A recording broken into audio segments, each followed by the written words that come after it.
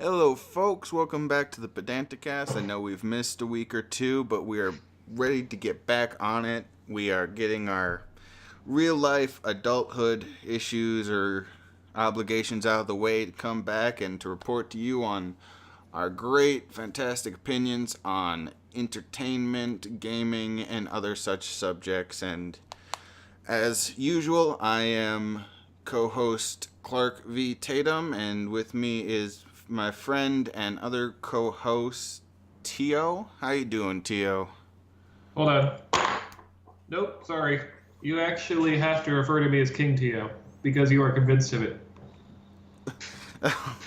Oh no. Oh, hold on. No, hold on. Let me try again. Oh, threw on my keyboard. Okay. And not only that, but I managed to steal your pants. How you doing, Gabe? Or Clark, sorry. I'm starting to feel that I shouldn't have chose charisma as a dump stat. Oh, it's funny you should mention. Yes, ladies, gentlemen, and everyone else, this week we are talking about the wonderful subject of min-maxing. Now, that joke there is, of course, from the reference of Dungeons and Dragons, but honestly, I wanted to kind of get back into the swing of things just by talking about a bit more of a general subject. I don't really want to focus this on any particular one game. I kind of want to just talk about this phenomenon. How about you, Clark? What do you think of min-maxing? How do we define it for starters? Well, for those who don't know, it's kind of a meta term for players. Min-maxers tend to be players who, and tends to be with kind of a certain guidance, whether it be from forums or guidebooks or such, who choose the most optimal, quote unquote, way to play, whether it be choosing stats and benefits and traits in like a tabletop role-playing game like Dungeons and Dragons for the best possible outcome, or whether it's looking up and studying the best strategies in like a trading card game like Magic or Yu-Gi-Oh, or video games like MMOs tend to have such a case. Absolutely. And it tends to cause a kind of a rift depending on the community. It's funny you mentioned the word rift, because what I find is that in general there are two schools of thought when it comes to role-playing games or anything that involves the word playing a role, is that there is a school of thought that it should be more of a creative exercise, that you should be trying to explore and discover new paths to enjoy the game in whatever way you see fit. Whereas there's another idea of this optimization, is another word you use, this working towards, I want to win and I'm going to play my role in the way that is most likely to result in a win. Right, and to give some background, when it comes to stuff like specifically tabletop games where the phrase is most popularly used. It's almost a buzzword. Yeah, there's a history with it in the sense of those who play roles and those who play games. If we go back all the way to the original first edition Dungeons and Dragons, the focus was not so much on role playing as it is nowadays, where nowadays you have the people who really get into character and who really try to act out scenes of sorts. Have you ever had someone wear a costume to your game? No, I have. It's fun, but it's weird. Well, if you can get really into it, I don't blame anyone doing it. But back then, back in the 70s, and I'm not that old, so I don't want to talk like I know, but it's generally how I've discovered from consensus. Yeah, it's how I discovered in consensus that back then the focus was not so much on role playing, but is acting out a game. You got a GM or a DM, depending on what you're playing, who is basically the computer or the processor of the game, and you all play kind of your, again, characters and such. And so it was more focused on combat and doing things at the best possible way compared to now where you're trying to act out characters, flaws, and boons and all. Well, I want to stress also that with min-maxing, it has become kind of a buzzword in a very negative way, and that almost any character optimization is likely to draw cries of min-maxing. So I do want to specify, number one, we're not saying that it's good, bad, or anything right off the bat. This is really more just talking about why it occurs. But also, there is a very clear distinction, I find, between trying to play your character in the most likely way to win versus min-maxing. Right. And I'll tell you a story, in fact.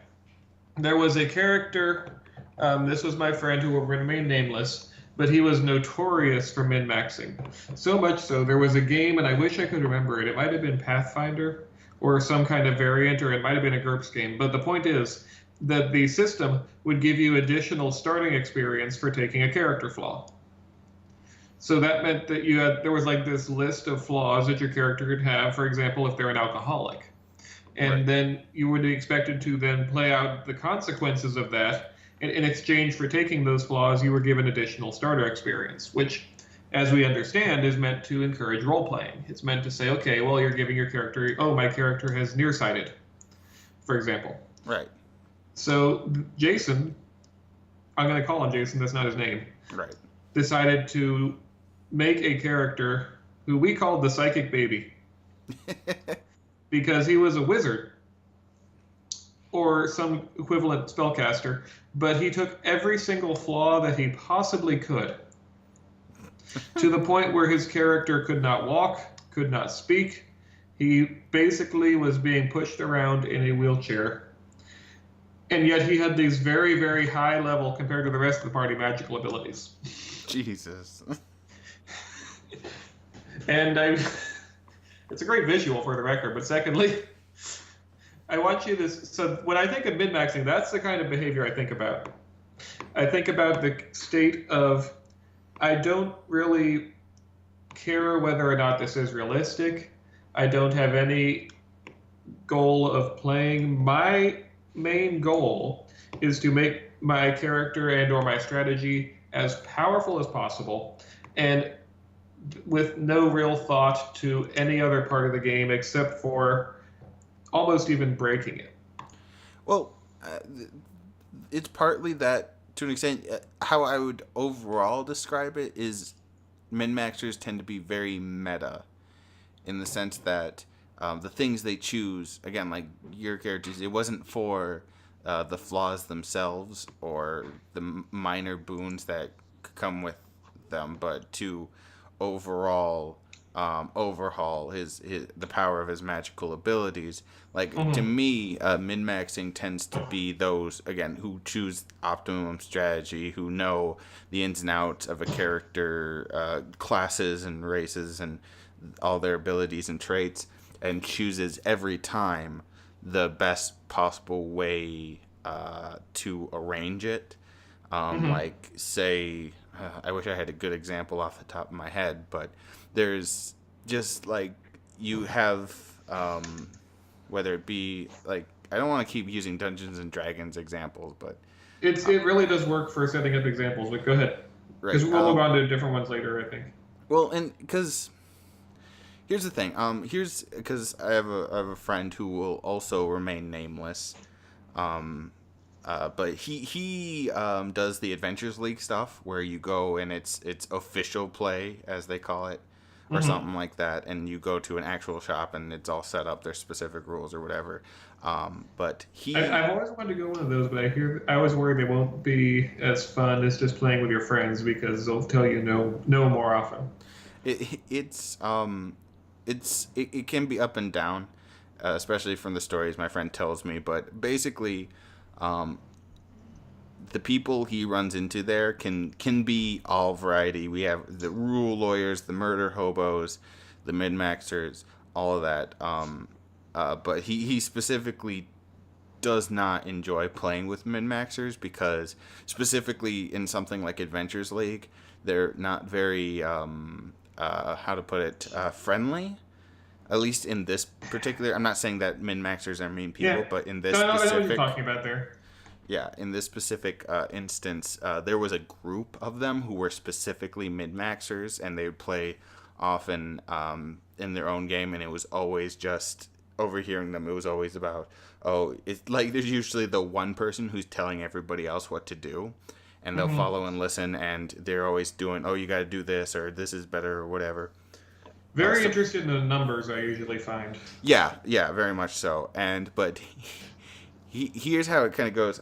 He once had to, because numbers wane a little bit in Adventures League, and so sometimes there's not enough for like separate groups or whatever. So he had to play with them, and they were all about, again, the stats. So he didn't make the most useless character, but he made a character that was specifically very would be very annoying to min maxers. Now this kind of helps describe what min maxers tend to do. The very serious Hmm. ones, anyways. They're about doing it fast, doing it efficiently, and covering all their bases. Whatever it is, whatever in that case.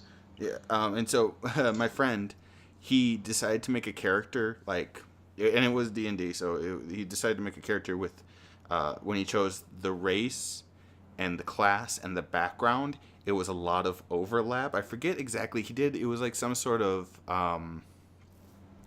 bard Hmm. class, but the things he chose for race and like background were things that overlap. Like they already gave him certain things, and just choosing those things would give him just the same things, and so it's usually pretty useless in that respect.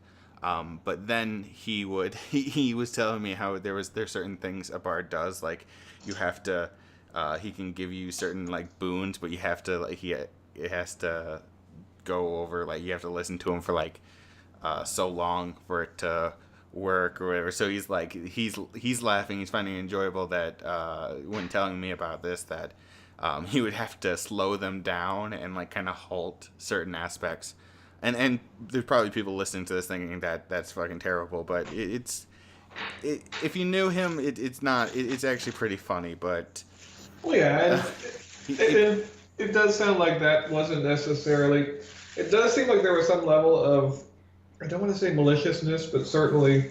well, he didn't Um, want to make it unfun. Like he was very clear that he wasn't trying to. Again, he wasn't trying to make the most useless character, and he wasn't trying to ruin the day for them.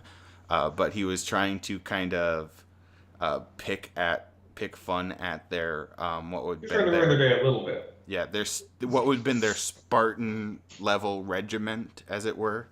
And Well, so here's. Let me ask you this. I'm going to go off on a different example. When I think of min maxing, I'm going to, in case anyone does not play D&D, I'm going to break this down best I can. So let's say that you are, so with D&D, when you design a character, whatever that character may be, you pick a class and then you pick a race, right? yeah, And so when I picture min-maxing, someone, if you're a rogue, rogues rely on dexterity because they need to be dexterous and they need to dodge. right. And so if a rogue puts all his points in dexterity because he wants to succeed, that doesn't strike me as min-maxing. But if you say to him, what race do you want to be? And the immediate answer is, which gives me more dexterity? I don't care what it is. I don't care if I'm an elf or a dwarf or whatever. What gets me the highest possible number? Right. Again, it's that That's a where it meta starts to go aspect. into. Yeah, it's that meta aspect. Like, Hmm. we were talking about, like if you do like a rogue tabaxi, and I forget some of the other things. We were talking about how stupid it could get when you do like dash, because Yeah. they have so much dash already, and you can like dash 4 times. It's ridiculous, and Well, and um, my rogue has 20 dex at level 4, so it's not like it's something that I don't do. right, no, and absolutely. Like, I'm not gonna. I tend not to create a character that would actively work against the traits that Hmm. that stick out or whatever. Like, I wouldn't choose a rogue and then just like aim for charisma and strength or anything like that. Well, yeah, But and min-maxing. So, but I do want to clearly make a clear differentiation here, is that there's a difference between playing to your character's strengths and then min-maxing, which I really think of as prioritizing the likelihood of victory over any creative aspects. I think the best way to describe it is it's because a lot of us will try to better our character the best possible. Though some really good role players will kind of hinder themselves in a way, which is cool too.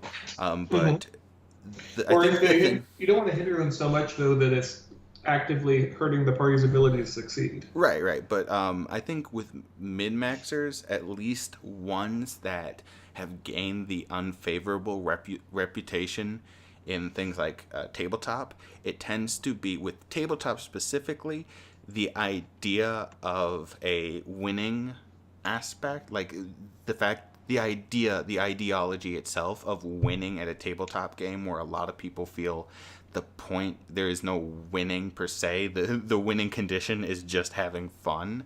And so people who are more focused on winning than instead going through the D&D experience, those are tend to be min maxers, or at least the ones who have gained such a negative reputation. But I think. Yeah, well, I don't know if it's. What I find is that the problem is usually not min-maxing itself. I really don't think so, because you can have a character who's a really good player and who is simultaneously trying to optimize himself to a ridiculous degree. What I find the problem runs into is also when you pair min-maxing with other negative personality traits, such as if the person is obviously trying to show off, or if the person is actively criticizing other players for not being as good as they are, or if he Right. is. It's an ideology problem, it tends to be, instead of. Because it's not so much that people optimize their stats that tend to get the bad reputation, but they tend to have a ideology where they get frustrated at people who choose not to do the obvious best answer, or who instead make things, because one of my favorite things to do in a D&D game is not make things harder for the players, but to get in ridiculous situations. And the ideology a min-maxer might have, again, I don't want to generalize, and people might listen to this and be min-maxers in not such a terrible way, but what I find in a negative light of min-maxers tends to be that they don't even want to stray off the beaten path, or they don't want to get into more ridiculous stuff. They want to like kind of minimize it, which is weird to me when playing a game like this. And so, yeah, in a sense, a lot of the problem with min maxers, or the negative reputation min maxers get, is a sort of ideology that is very Spartan like. That it doesn't, when it doesn't just stop at them. When it stops at them, it's fine. But when it extends to how they interact with other players and the DM, that's Mhm. when it becomes the problem. So I agree with that absolutely, and let's kind of go off from Dungeons and Dragons specifically, because min-maxing I find does not specifically apply to tabletop. It's very common in that particular case, but what's interesting is that I find it's also where it is the most easy to criticize, because you could argue that there's not really a way to win Dungeons and Dragons. Right. You know, it's not really about winning or losing. So I kind of want to go now to trading card games. Full disclosure, I'm an avid Yu-Gi-Oh player. I also played Magic for years. And do you play any card games?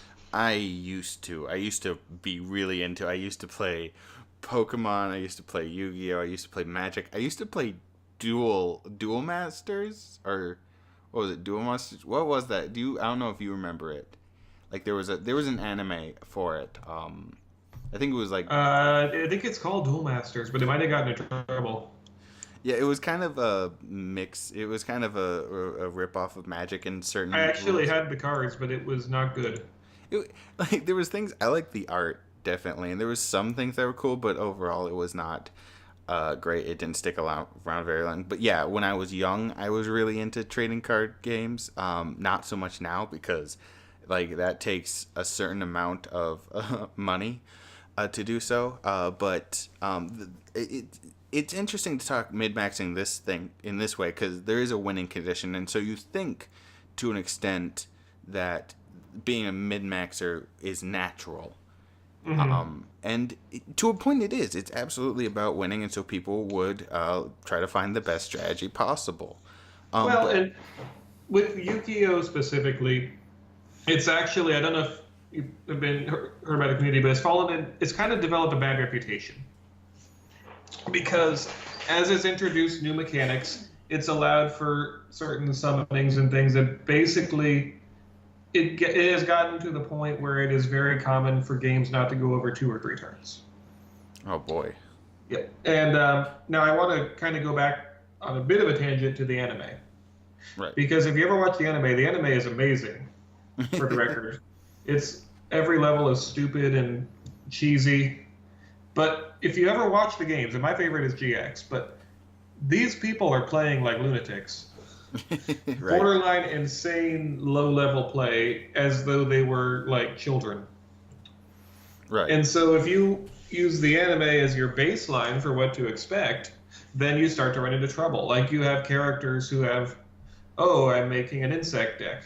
And so you're like, oh, that sounds cool. And there's almost a level of creativity to it because you're almost picturing yourself like a character from the anime. Right. Oh, I have my insects, haha. And then you find out that insects, there's tiers involved, and insects are tier like -5. Jesus. Insects are not very good, and so you show up to your card shop and you have, look, I have my deck, and then you get obliterated. Yeah. And so then you feel bad, and it doesn't feel good to lose, and then you think, oh well, this. Do you say, well, what is the winning deck? And the answer is usually there's about 5 decks in any given format that are number one, and they're usually obscenely overpowered.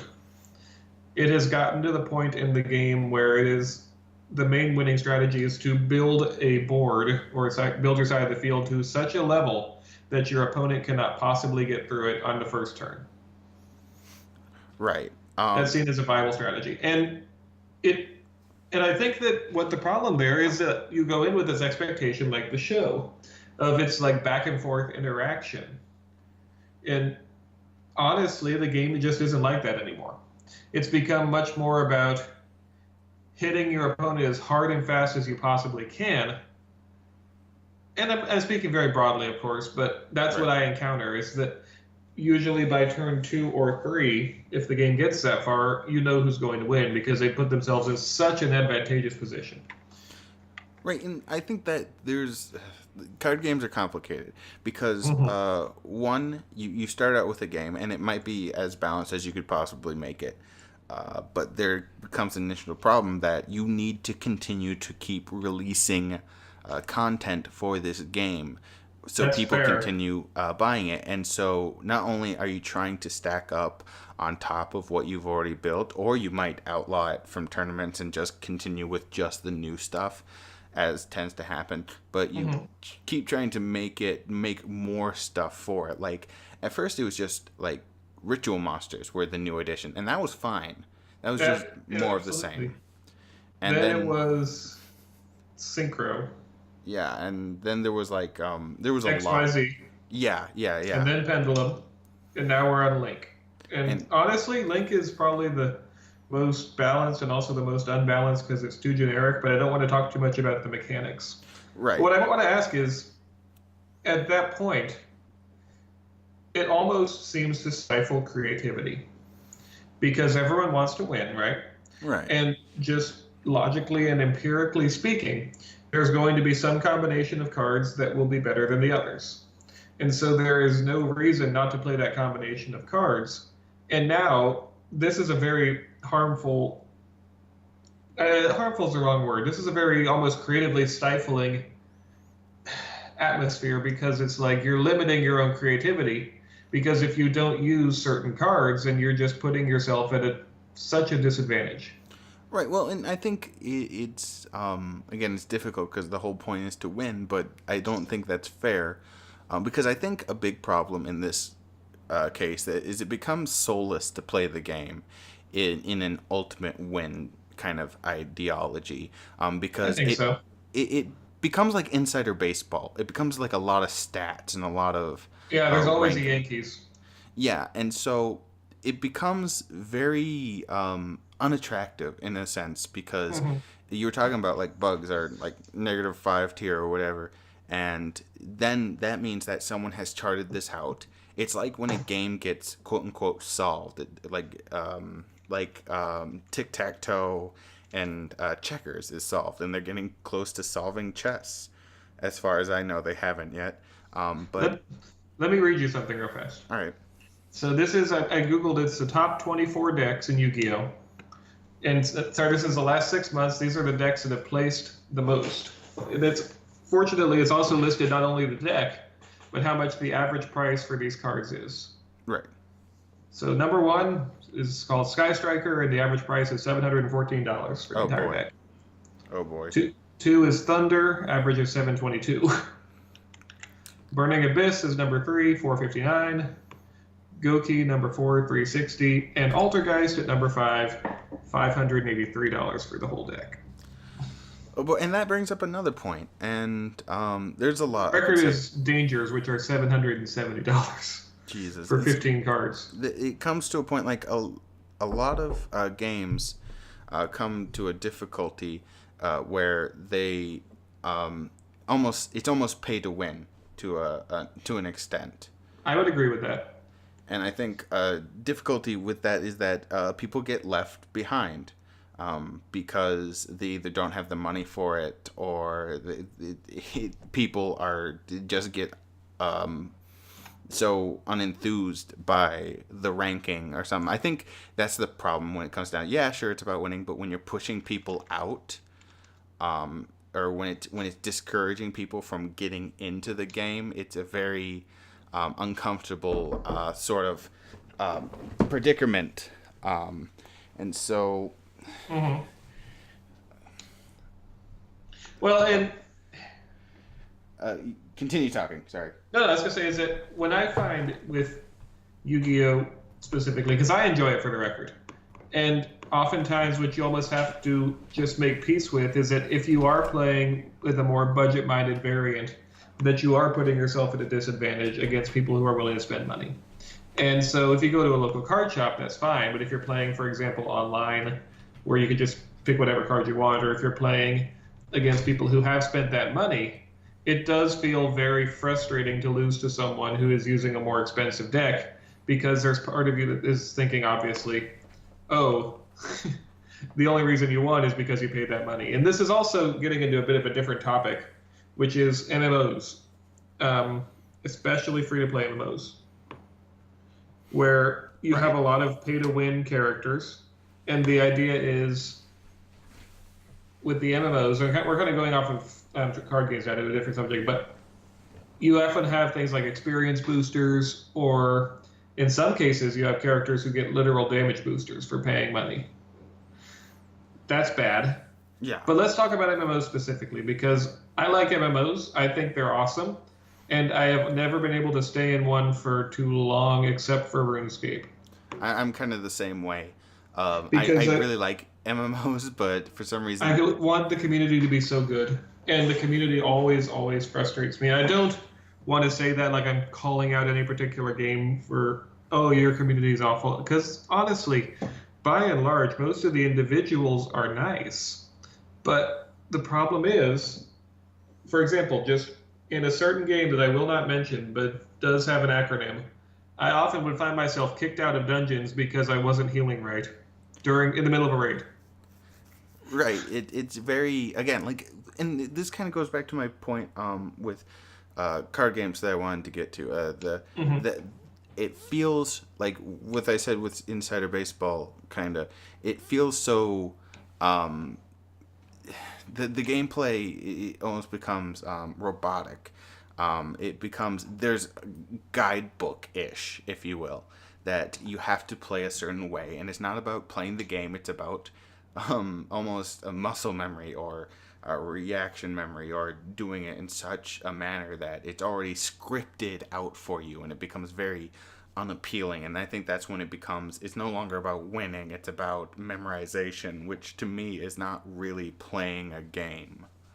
Mm-hmm. No, I agree. But it's like with MMOs, a big difficulty is, much like with cards, is money. And right.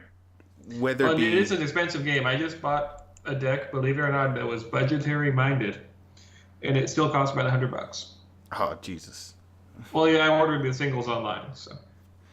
See, that's... But no, we are far past the days where you can buy a structure deck and get all you need. That's long gone.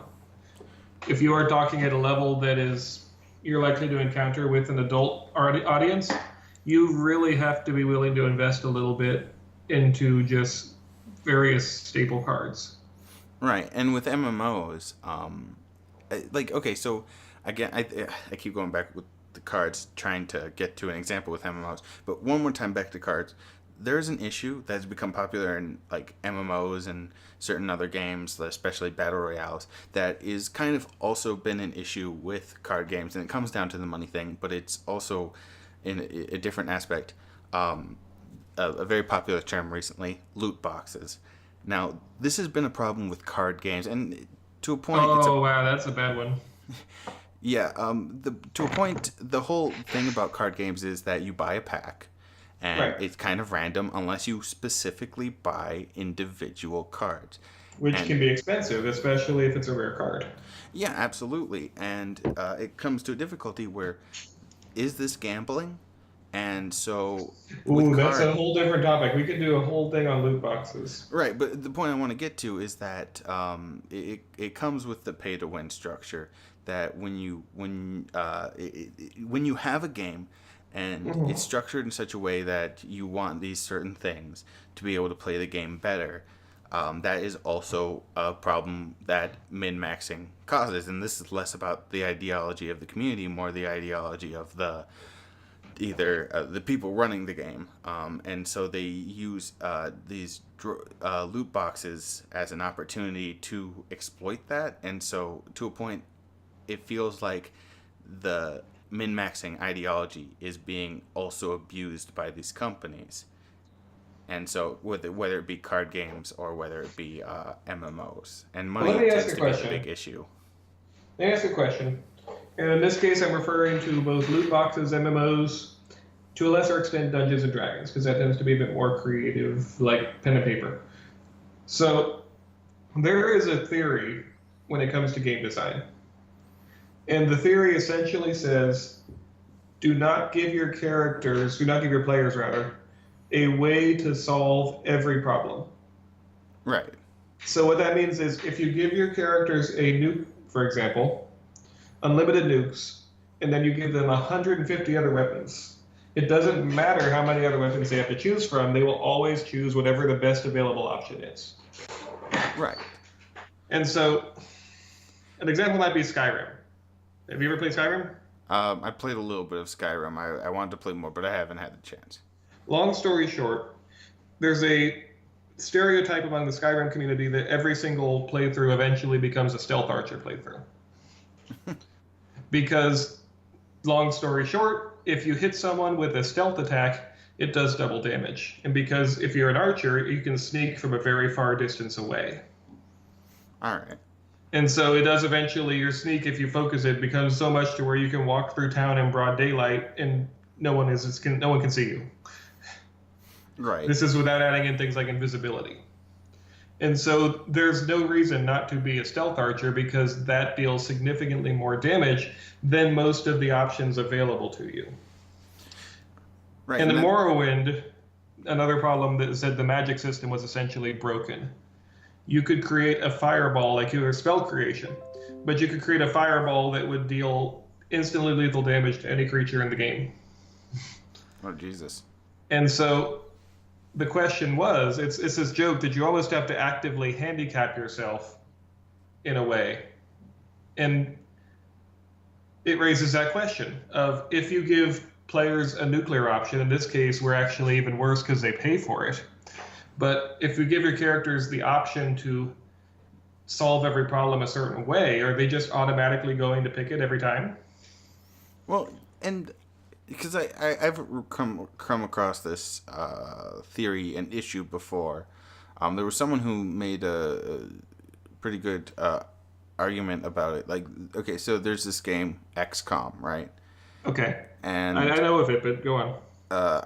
I'm not too familiar of it, but there was this problem where a point of the game, or not a point of the game, but a point in the game where you could either choose to kind of go with a more risky strategy and get through it faster, or you could just like take a long time but eventually win almost guaranteed. And the issue they found was that most people would go down this direction even if it was boring, even if it's not fun. That's the crazy part. Even if it's not fun, people will tend to choose the easier path, the path that more likely to guarantee them the win. And that's such a weird psychological thing.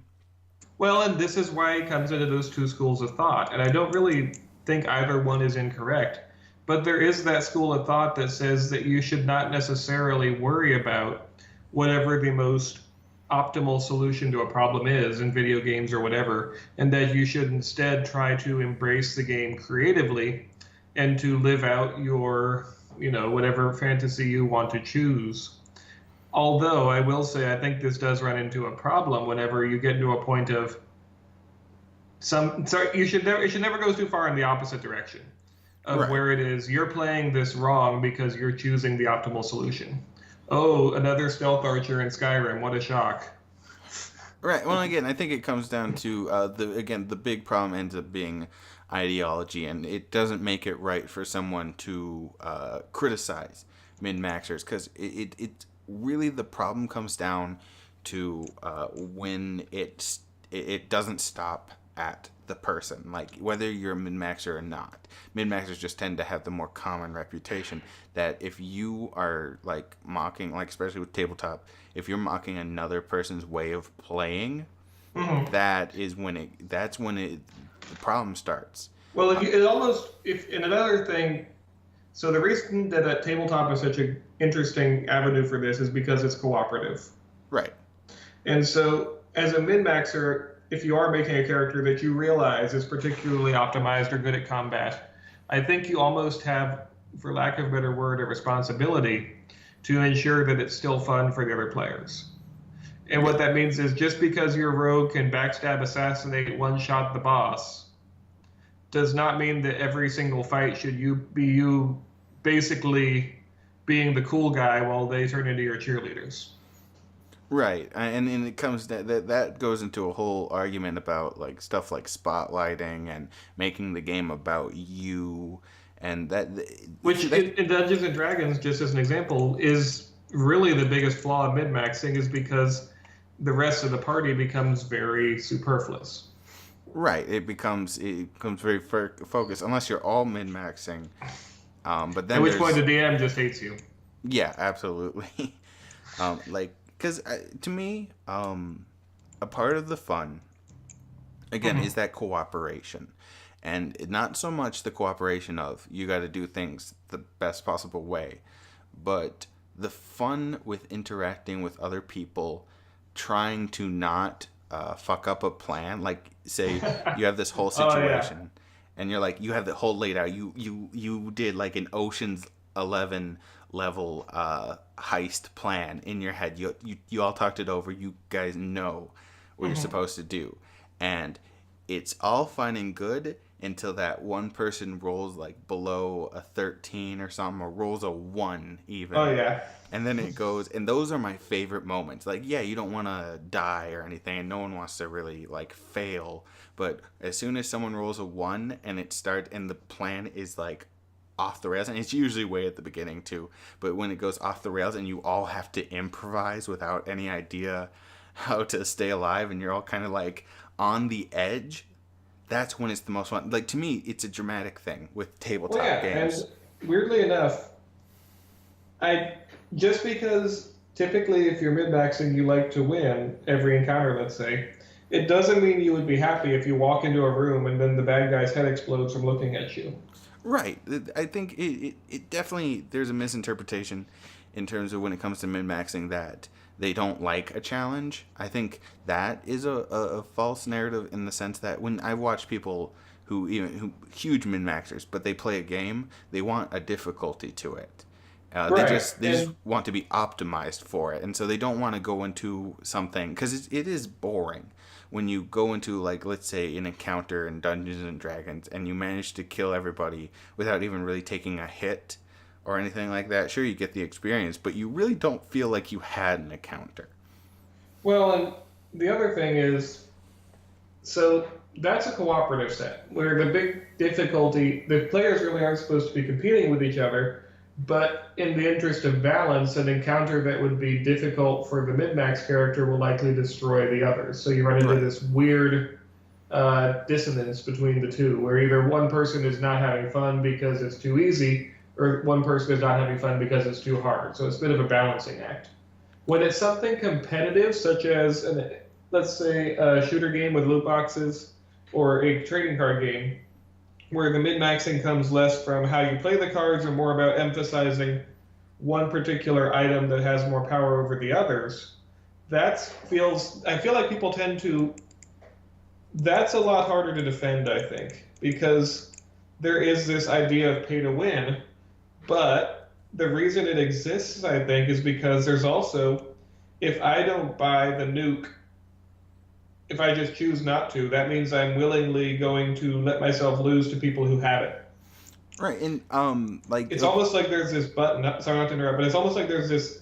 Hey, here is a button where you just win, and then one person says, "Well, I'm not going to press that because I want it to be fair," and the other person immediately presses it because they want to win. And so if you don't, see, I mean, that's why it's such a weird atmosphere, because if you don't do that, then you are willingly putting yourself in a position where you lose because you're not either spending the money or you're not playing the strategy that is as powerful as it is. Right, and people work hard at like balancing a game, whether it be a card game, a video game, or a tabletop. They work hard trying to balance these games so there would supposedly be no true winning strategy that someone could memorize or someone could optimize where it makes it impossible for someone to counter.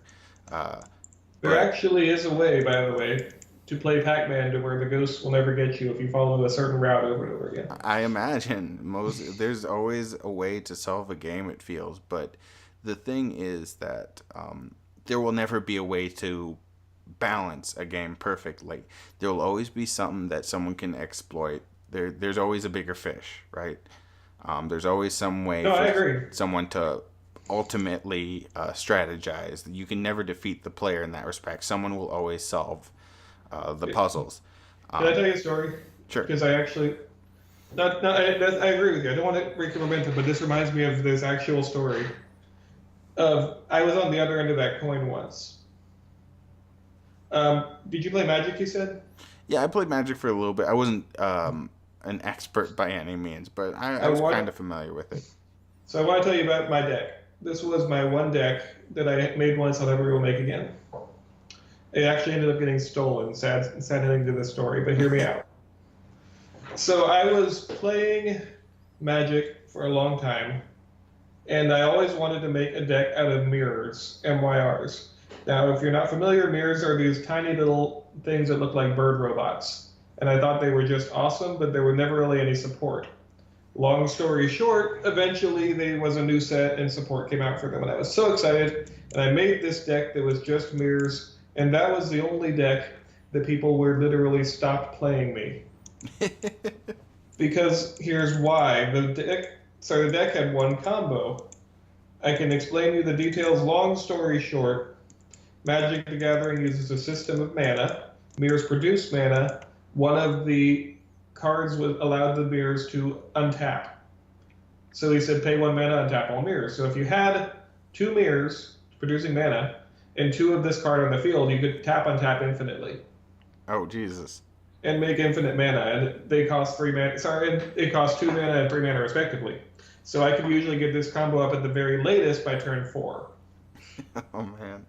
And then I would use that. It was not uncommon because mirrors also have things that make tokens of themselves, for me to end up by turn 5 or so having 10,000 mirror tokens up the field.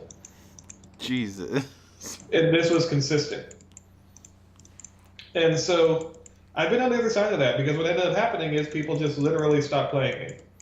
And I loved playing that deck because it was the deck I always wanted, but it was so strong in comparison to what everyone else was running that I ended up just chasing off all of my friends from playing it. Right, and I guess it gets a little. You have to play a little extra meta to make sure that you're still having a good time in a weird sense. It feels like you shouldn't have to get that meta about it, where you have to protect the fun of the game. Well, But it raises that question because in that case, sad but true, I was not starting out with, oh, I'm going to pick this because I really think it'll destroy everyone. It was just a deck I always wanted to build, and it just also happened to have this really broken combo. And so, in that case, it ended up ruining my own fun. I guess it getting stolen was a good thing that happened. I ended up the curse was because, lifted. well, yeah, and it ended up. I don't even know if they sold it because they wanted to play it or if they just wanted to stop using it. But either way, not cool. But and it gets crazy because yeah, it was regularly I would swing at them with a 10,000, and it was such a blowout that it was not fun to play, and I understand that. And I don't know because that was my only time I ever got to be in the driver's seat for that kind of thing. Right. Because normally my stuff is much more focused on, oh, I like this particular card, or I like this design, or I like this idea. And so being in the driver's seat of, oh, this deck is literally ruining other people's fun, I don't know, because it's like I didn't, it's either A, deliberately make my deck worse so that people have fun, or B, keep using this thing that I liked to start with. I picked it because I liked it, that just happens to be broken. Right. And I'm not sure what the solution is there. I'm not sure if there is one. Well, and that comes down to, is there really a way to do it where it's a win-win, ironically, situation. But Well, then the answer, I think, would be, so now they have to find a deck that can beat mine. And right. now you have an arms race going on. Right, and that can be fine in games like that. Though sometimes a difficulty is that there might not be a way to one up, or finally someone will reach that one up point where it just can't be beaten. But And Yu-Gi-Oh, by the way, is worse in that the monsters, there are certain monsters that exist that if you get them on the field is basically game. right, And so it has gotten to such a point of absurdity because it's all about, look, I put this big monster on the field and swing out you in one turn. And guess what? That monster is also $60. yeah. Oh, Jesus. Because, of course, it's a secret rare. Though your story kind of reminds me of a story back in high school, where my friends would get together and we'd do somewhat sort of LAN parties, and it was around the time Left 4 Dead came out, and that game Mm-hmm. it's a fun game. But I love it. we had friends who were kind of hardcore gamers, quote unquote, and they would, again, it comes to that guidebookishness, that where they would have these strategies memorized and they'd be yelling out commands to you or whatever, and it would be like, am I really playing the game? And it came to the point where they even had versus mode. But our friends, one side of my friend group hated playing with the other side of my friends group, because the other side was they just win every time, and we'd have these LAN parties, and people would be like, no, I don't want to play with this person because he's just going to win, like lol, so and so wins. Or let me give it a slightly different example. If you're playing Smash Brothers, which is a common thing, people usually have their main characters, right? Right. And then the problem is you will play. They'll play. Let's just say Marth all night long, Right. and they'll play no one else but Marth because they're really good with Marth. And then should they stop playing Marth so that you have fun? And even then, wouldn't it be kind of a hollow victory? Well, again, it comes to the point of, it's not necessarily that there's an answer, but there's a decision to be made, a conscious decision to Well, yeah, and change I that. think the other guy is right for saying, well, I have fun when I'm winning, therefore I'm going to pick the character who I win with. Although, there's points on both sides there. I can see either argument being valid. But there is a context, though. Like, if you see that, like with Left 4 Dead, it would actually get pretty heated because of the situation. And we're not talking like it's to a point where there was a level difference in terms of how ability to play, where one side would get decimated. It wasn't even just that one side would win a lot. It would one side get decimated while playing, and it would get heated. And so even if you have a logical argument, you could say, well, I have fun doing this. You have to take the temperature of the room and realize that you might be hurting the situation. Whether you have the right to or not is something else. But if you're hurting the situation, and I don't want to tell anyone how to play, that's not what I'm trying to get at, but that you have to, when making that sort of decision, when that decision comes up, it is also a factor of you have to acknowledge uh, if if other people are having fun, and even if it may seem like, oh, hollow victory this, or um, diminishing play here or there, ultimately in that situation, like the Left 4 Dead, they were at a party. It's one thing when you're playing online and you're just trying to beat some chump over the internet. I'm not gonna cry for those people. If Okay. they win or lose, that's the game they play. But when you're at a party, the atmosphere is different. The goal is different. Much like the tabletop, you're not there to win. You're not there to like beat somebody and be like, get good scrub. You're there to have a good time, drink way too much Mountain Dew, eat too much junk food, and stay up way too late. That's the goal of the party. It's not the game. No one comes to a party like that and be like, I'm just here to, I'm not here to make friends. I'm just here to win. Something like that. And so, I'm going to kill all the dragons. You guys just stand back. right, it comes to a point like the goal of the afternoon outright overwhelms or overpowers the goal of whatever specific game you're playing, if that makes sense. No, The, it does. And I would actually add on a little bit to that by saying, as much as the person who is trying to, who the person, let's say, is taking it a bit too seriously, as right. much as they have a responsibility to read the room, at the same time, there's also a responsibility that you should not, you should still be trying to win. That's the wrong way of putting it. You should still be trying to have fun. You should still be trying to play the You game. should not let the winning and losing get to you.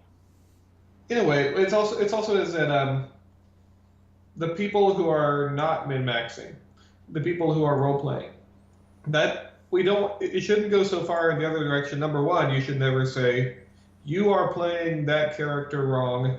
You should do it this way. Whether you're saying it to someone who is min maxing or someone who is not min maxing, Right. the phrase "you are playing this wrong" is never something that you should start the argument with. Right, and I think the difficulty is that you can't have an argument when it comes to this.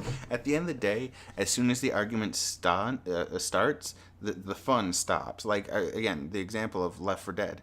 But Um, what I was going to say is that if you are the person who is not min maxing, you should also be number one trying to succeed. You shouldn't be actively, oh, I'm only playing for fun, to the point of I'm not actually trying to succeed, and or you should let me win.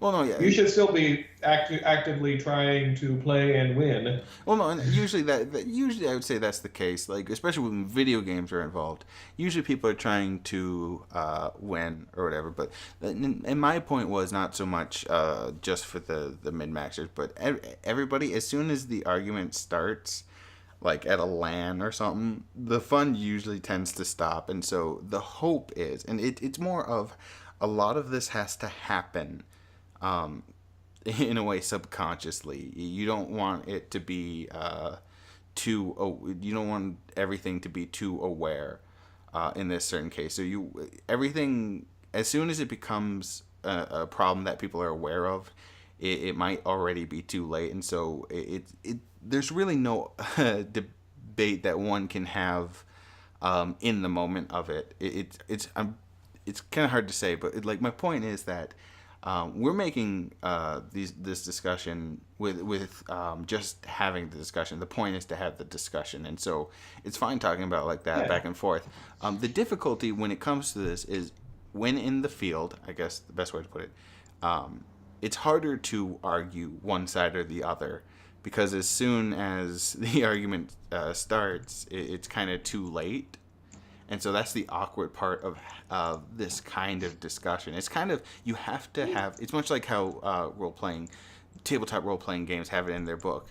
You have to have, it's recommended to have a discussion beforehand. And not always actively do it like a team meeting or something, but some people generally do, is have kind of a discussion of expectations and whatnot. Like people usually will have that without having to have a set up a meeting or anything. It just naturally happens. But usually you have to have a discussion of expectations, and the expectations really set the ground rules of what context there is to the situation. And that's where most of the work should happen beforehand. Before anything really happens, that's when the argument has a context. Like we can talk without context in this discussion, but the difficulty with min-maxing, sore winning, sore losing, the hard As a part side is, note, and I do agree with everything you said so far. Excellent. If you go to a tournament, that's on you. no, yeah, that's absolutely If you go to a tournament for video games or Smash Brothers or a card game, then fun is not the goal. Oh, right, and then, but you should also have that expectation that fun is not the goal. And if you go to a tournament and not that you should be a jerk to people, don't get me wrong, but if you go to a tournament with the idea of, I don't care if I win or lose, I'm just going to have fun, and then everyone else is trying to win, just be aware you are the one. Yeah, don't be surprised. You're the one who went in with the expectation. Right. But no, and when it comes to casual, here's what I think we're kind of coming around to, and correct me if I'm wrong here. We seem to both agree that min-maxing is going to occur pretty much no matter what. Right. Because if there is a nuke on the table and everyone else is fighting with pea shooters, someone's going to pick up the nuke. Right. And if you don't do that, then you are putting yourself at a disadvantage, whether it's competitive, whether it's cooperative, whatever. There is someone who will be willing to do that, and that means that it actually then encourages other people to also do it. Right. So we can agree that min-maxing is not necessarily, the occurrence it's a natural thing. It's going to happen. Yeah, it's not inherently bad. Now, but we also seem to agree, though, that that you should read the room, if you will. Meaning, if you are the person who is min-maxing, that you should keep in mind, number one, is it still fun for the other people? And especially if it's a casual setting or someone there, that is there a way, assuming that you get your win, that can make it fun for other people. Like, in card games, maybe I should bring another deck that's not so world-ending. That way, if they want to play, I can do that, but I also will have a more fun option. Right. If it's a party, for example. Again, tournament is different. That means I am actively competing. That's different. If it's a video game, you can say, I'll have, if in the event that with Smash, I will play lots of characters, even though my favorite is Marth, because it's a party. Right. And by the same token, as long as I am doing this, I have this, if the fair expectation, the min-maxer has a fair expectation that people will not get on his case for playing a certain way, as long as he doesn't do just that, and that people will allow him to play the game as he sees fit without judgment. And now what that means is if you're the person who is not min-maxing, you can let someone know, you can say, hey, that's awesome that you just won 50 games in a row. Why don't you try something different? Right. And there's but ways you shouldn't to discuss say, it. The only reason you won is because you did this, and you would suck otherwise. Rawr. Yeah. Let me get on my soapbox and defend my ego. It's a very social aspect. Again, the ideology is where it comes down to. It's a social interaction that tends to be the difficult part when trying to separate the bad and the good. And Yeah. And okay, so how about this? I have a question. Is there a type of game or a game that you yourself feel very competitive when playing. That even sometimes it's like a sore winning situation, or do you ever get Uh, really competitive? with Yu-Gi-Oh, I don't get competitive, but I definitely. Okay, it's weird because I play at the card shop, and so that means that I'm playing against people who are spending lots of money. Right. So then when I turn around and I use those same decks on people that are not, like my friends and family, I look like that. Right, right. So it's kind of a weird thing. Iron forges iron and all that. Sure, let's say TF2, for example. When I play TF2, I can get pretty competitive, or I get frustrated whenever people are not playing, and it causes us to lose the game, even if they're having fun. Right. And in that case, my honest response is, well, I'll go to a different server. I clicked casual. This is what I got myself into. Right. Um, wrestling games, perhaps. I get pretty competitive on those. What about board games? Are you a competitive board game player? Only Monopoly. Oh, Monopoly is a cutthroat game. I've known the nicest people in the world to I have get come up just with a couple rules for Monopoly, for the record, that can make it much less cutthroat. yeah. Yeah, I've been spending time to come up with house rules. I have them written down somewhere and trying to remember a couple off the top of my head. But what were you gonna say about Monopoly? Well, I've known the nicest people about, but as soon as they play Monopoly, they become utter bastards. Like it's weird. Like you could like get like a preacher in your house, and he could be like the calmest whatever dude, like pray, talking peace and whatnot. But as soon as the Monopoly board comes out, he is the worst capitalist in all the world, and it's the Monopoly specifically. I find that with. Sometimes a few other games, but Monopoly tends to be the one that people get very, very competitive over. You want to play Teo Monopoly? Because I'm going to describe a rule set that will make you say, that is something I want to play right now. Hit me with it. Okay, rule one, and this is the big one. You can only buy one property per pass of the board. You have to pass go before you buy another one. Oof, that's interesting. Though that could cause a war right there in terms of Mm-hmm. people arguing. Yeah. Well, because one fault is that the dice make it to where one person can get a very big lead by chance. Right. So, like, if you get Park Place and then you roll a 2 and land on Boardwalk, then you get both. Right. And then you basically won the game at that point. And so it reduces that luck element, but it also includes strategy. Ooh, I landed on this red one. Do I want to take it, or do I want to hold out hope that I might get Boardwalk and then have to pass around again? Right. It is longer, I'll say that. For a game that's already number really two, long. Number two, the rule where you get the properties of someone if they go bankrupt is deleted. You do think that rule is stupid. And in the event that there are properties, if someone goes bankrupt, then no, there's not an auction. They're divided up among the players. And the person with the least amount of property gets the first pick. Now, do you do They take turns. do you do a jackpot roll? You mean with the free parking? Yeah. No. No, not a jackpot But person. the goal is to keep it as even as possible for as long as possible. And so the idea is if someone does go bankrupt, it's not one person gets all their properties. It is the properties get divided up among the rest of the group, and the person who has the fewest total properties actually gets first pick. And so that way it's not like, well, I landed on board. Because that's the problem with Monopoly, is that one person gets in the lead and then stays in the lead forever. Right. And so my goal with the house rules, like the things like you can only pick one property per pass, is to make it to where one person does not just, off of a couple of lucky die rolls, just stay in the lead forever. Because whenever I normally play, it just becomes Corridor of Doom. It's usually the oranges and the reds. One person somehow ends up with all of those, and then they all have hotels on them, and it's just like waiting patiently for someone to land on it. Right. And then when they do, you get all their properties, and because you got all their money, you then immediately reinvest, and it's like,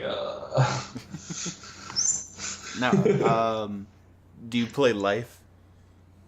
Life isn't as bad, I find. Well, it's funny because I don't think it really pits people against each other. Like, yeah, you're competing, but you're more focused on yourself than you are on what's happening with other folks. Actually, the one that I find inspires the most cheating is Clue. Oh yeah, Clue. Like I don't know. I think to call it cheating, depending on what you're referring to. I'm going to walk in and out of the ballroom every single turn so I can just keep guessing every weapon in the ballroom until I find it out. Yeah. Okay. Yeah. That comes to one of those points. Like, are you really having fun, or is you just trying to win in the most boring way possible? Well, Clue is actually a pretty fun party game. It's probably the most house ruled game ever if you want to make it fun. Right. For example, you can't go in the same room twice. That's so easy, it should be an official rule. Right. No. Yeah. I definitely see where that one can come in handy. One of my favorite things to do when playing Clue is to when I'm doing the arrangement of guesses, uh, to guess a couple of my own cards to see if I can throw people off in terms of what cards are in hand and what cards aren't. Like that's usually that. Again, Clue ends up being kind of a mind game. There's a variant I have in mind. I've never been able to perfect it, but I want to play it someday when I figure out all the rules. Where you have an impartial third party, Right. right? And that person is the person who fills the envelopes, right? Okay. And then one of the players is the murderer. In their job, that player is allowed to lie, and it's to spread misinformation. Okay. And so while all the players are running around, and again, you have to have a third party decide somehow. Right. And then if you are the murderer, you're allowed to ask questions in such a way where you lie. And the way that you win is if every other player eliminates themselves with false guesses.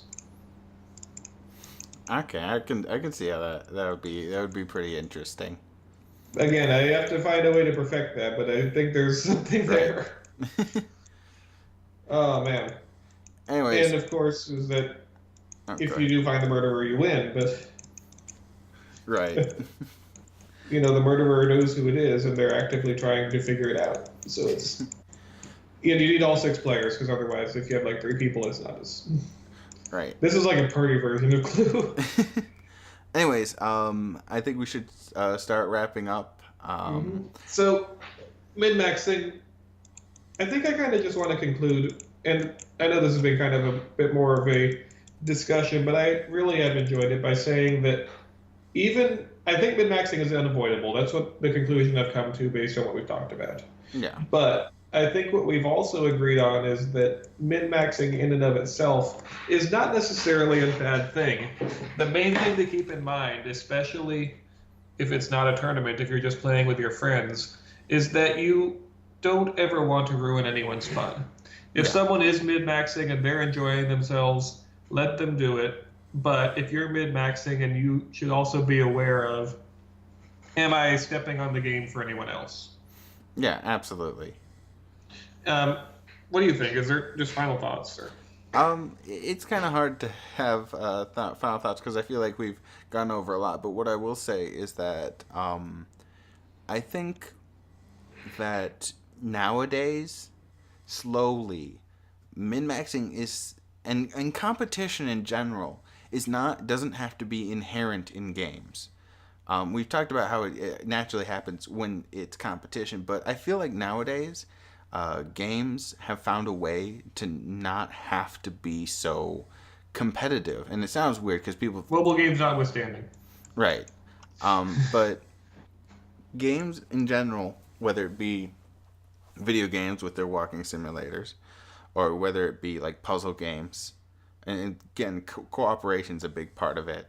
Um, when it comes to just all different kinds of games, all the different kinds of way people have experimented with the idea of what a game is, I think it's a very interesting thing that nowadays, slowly with the newer generations, millennials, Generation Z, or whatever they'll end up being called, competition is not so inherent.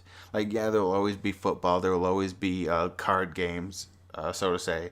But I feel like with as the farther along we go, then the more we develop, the idea of competition is not inherent. And so the idea of like gold medals, rewards in these certain cases, doesn't have to be the incentive to play.